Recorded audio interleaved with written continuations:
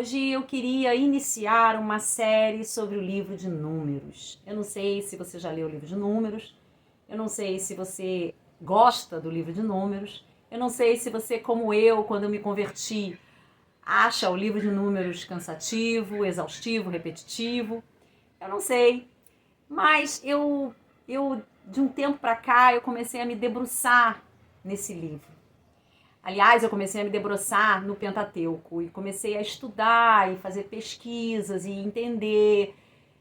E eu me apaixonei pelo livro de Levítico, me apaixonei pelo livro de Números, eu me apaixonei por toda essa história maravilhosa, desde lá do início até o povo chegar a Canaã.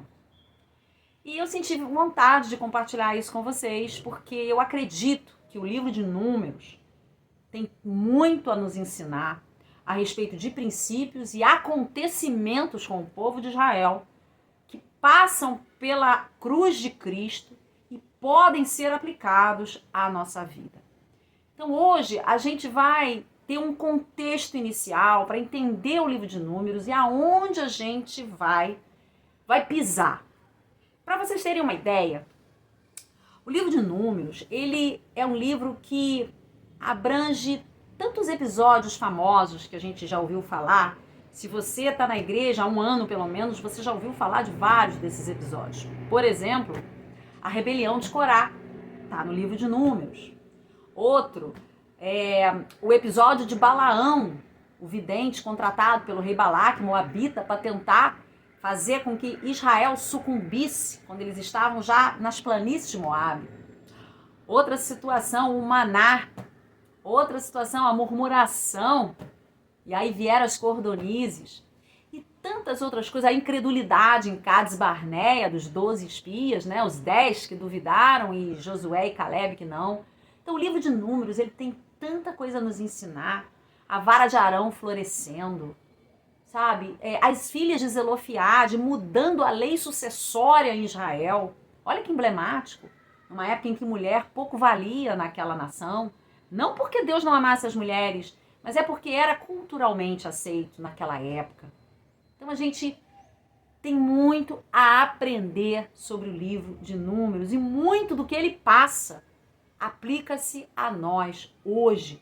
Nos ensina muito. Nós que cremos em Jesus Cristo, como dizem as Escrituras. Uma das coisas que, para começar, a gente precisa entender é que o livro de Números imagina o povo de Israel saindo do Egito como depois de 430 anos e boa parte desse período como escravos. Um povo que sai daquele lugar, acostumado com idolatria, sem nenhuma estrutura, sem regras de convivência social, familiar, sem nenhuma regra e orientação a respeito de como lidar com Deus, como lidar com a presença dele. Muitos nem sabiam quem era Deus, sabia porque os antepassados falavam. Imagina um conglomerado de escravos, todo mundo junto, batendo cabeça no deserto, Moisés levando aquele monte de gente, e era muita gente, tá? Era na casa, assim, de milhões. Moisés levando aquele povo todo desestruturado e precisava ser organizado. É isso que o livro de Números nos traz, uma organização de Israel, entre um amontoado de escravos batendo cabeça para uma organização, para uma nação organizada, com a finalidade deles viverem o seu propósito. Então a gente tem que entender, o livro de Números é o quarto livro do Pentateuco. Foi escrito por Moisés e funciona como diário de bordo de Israel, espiritual e logístico, desde a recepção da lei no Monte Sinai até as fronteiras da Terra Prometida. O livro de Números, ele começa onde Levítico parou. Aos pés do Sinai, Moisés recebeu a lei. E o livro de Números vai até a fronteira de Canaã, nas planícies de Moabe. E o livro de Números abrange um período de 38 a 40 anos.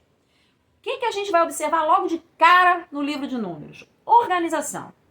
Moisés, sob a direção divina, ele começa a tomar algumas providências para organizar